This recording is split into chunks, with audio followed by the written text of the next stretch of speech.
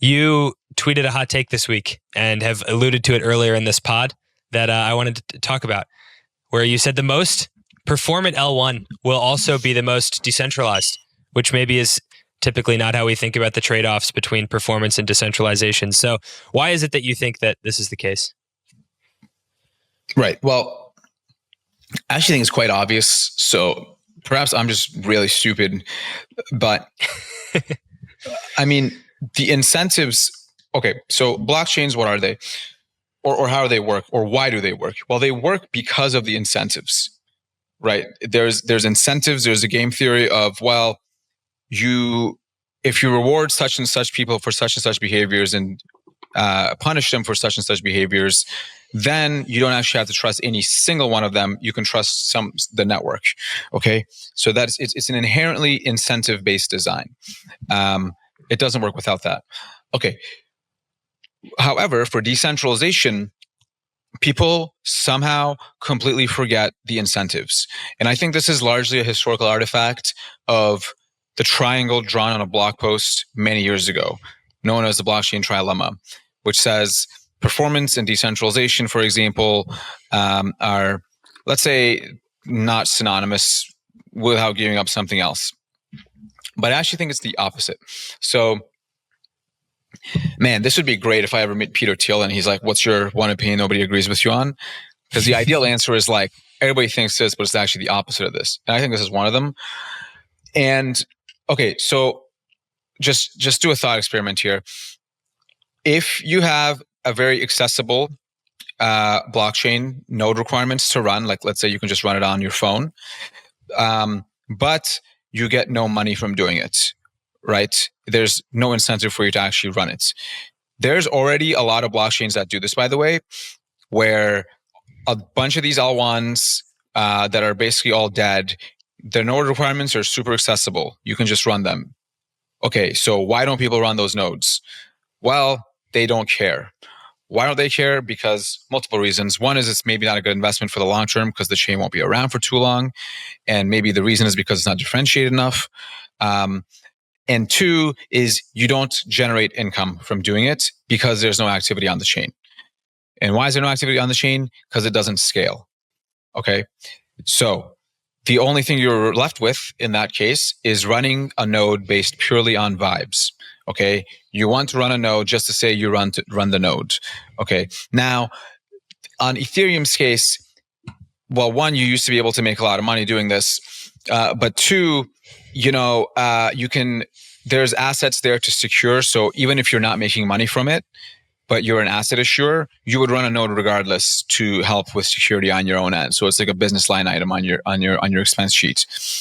Okay, so that makes sense. But other than that, it's just like, oh, I just run a node, right? Like even when people run like miners back in the day, why do they do it? Well, one is like it's cool and you can just say you do it, but then two is you earn money from doing it. That's the whole incentive. Okay, so then how does the most performant lead to the most decentralized? Well, if you have the most performant chain, presumably you will have the most activity, right? Now, that has to hold true, by the way, right? So when I say the most performant will have the most decentralization, what that really means is the one with the most activity will have the most decentralization, of which performance is a necessary condition. And so, okay, so if you have the most performance and therefore the most activity, you then have the most revenue and fees. We're already seeing this today. Okay, we're already seeing this today on the blockchain, the Blockworks rev charts. Solana is the most performant, therefore it has the most revenue. Therefore, the validators make the most amount of income, right? So for example, with Helios, when we first launched the validator, we didn't think we would make money from it because we just needed to support sending transactions because we're an RPC provider. Turns out, when priority fees went live, you make a lot of money from doing it. Okay. And then now you can see all these other DeFi teams spinning up validators, right? Like the Drifts of the world. And so what's important is over a long time horizon, let's say 5 to 10 years, as less activity happens on the non-performant chain, more and more nodes will drop off because they just have no incentive to stay or for new entrants to come in.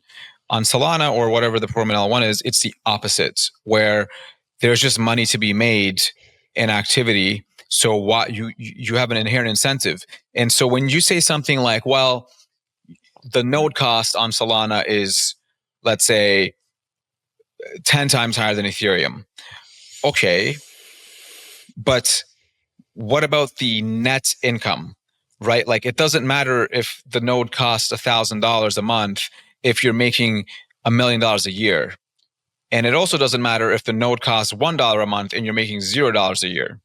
Okay, those things are not, nobody's just going to do it based on philanthropy or vibes. That's just not going to happen. And so that's basically just what that means. The only exception is there's a lot of these L1s, both in the past and currently, that actually get the performance due to capping the validator size, right? Like Sweet Aptos, for example, have roughly 100 nodes each. Say had like 29, 40, something like this, basically all in the same data center. Binance Smart Chain, all these different things, they're all very capped in node size.